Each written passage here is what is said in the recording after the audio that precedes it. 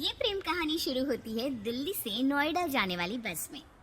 जिस बस में सवारी कर रहा होता है पराग और उस बस की कंडक्टर होती है अनुराधा। ओके, टिकट दिखा, टिकट टिकट। चाचा का प्लेन नहीं चल रहा है यहाँ तेरा, जिसमें फ्री में सवारी कर रहा है। हिसाब देना होता है हम लोगों को सरकार को। निकाल पैसे, चल। पराग दूर से अनुराधा को देखता है। अरे यार, कितनी धाकड़ लड़की है। मजाल है कोई कुछ बोल दे।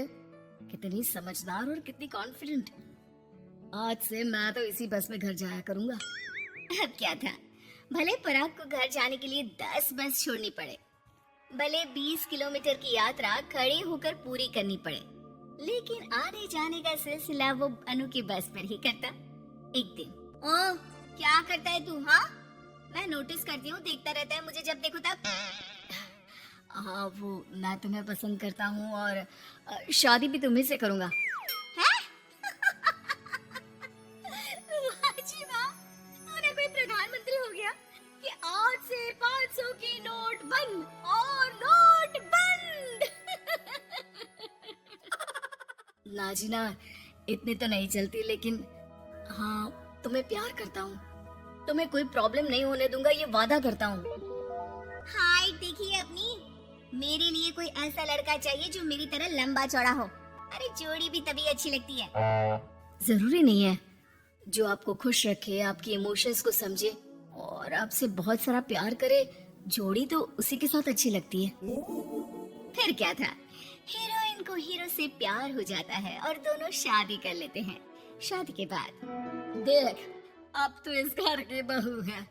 अगर समझ गई है तो ये कंडक्टर वाली ड्रेस पहनकर घर से निकलने की जरूरत नहीं है। पराग अच्छा कमाता है तो तेरी नौकरी की भी जरूरत नहीं है हम लोगों को। अरे कैसी बात कर रही है माँ जी? यूँ कोई सरकारी नौकरी छोड़ता है क्या? और जब मेरी नौकरी लगी थी, मेरी अम्मा कितनी खुश हुई थी पता है?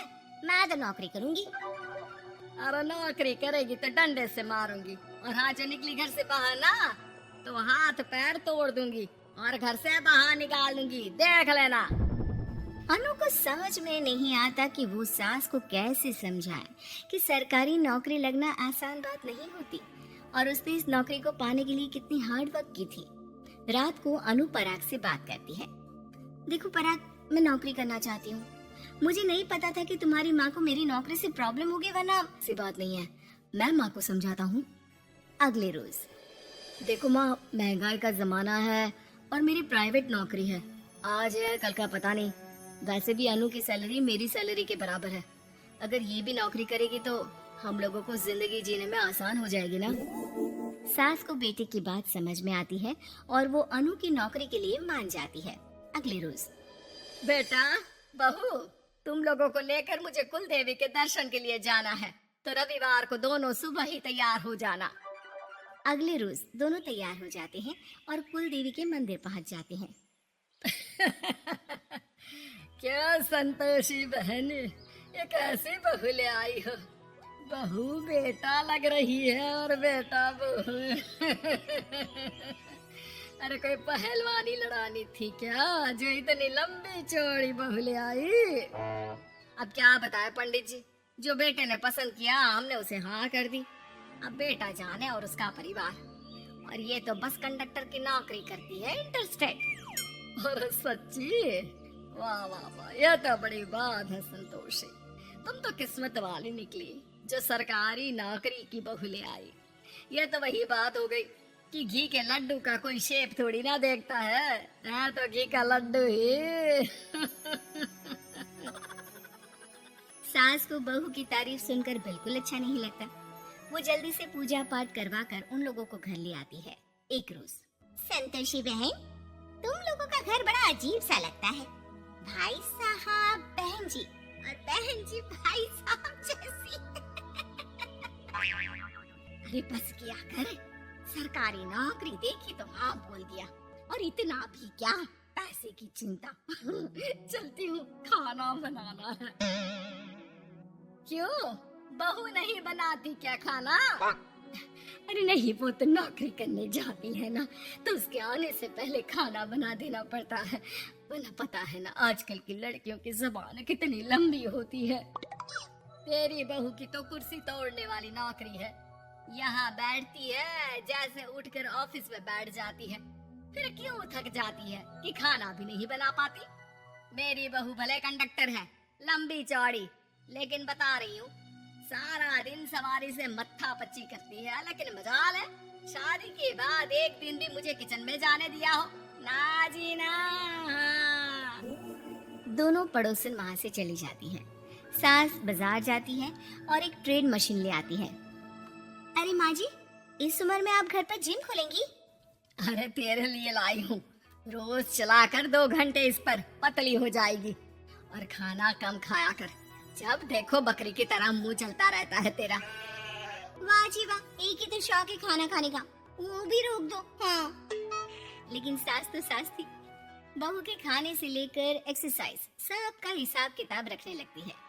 अरे मैं मोहल्ले वालों को बताकर रहूंगी कि मेरी बहू भी शिल्पा शेट्टी की तरह पतली हो सकती है।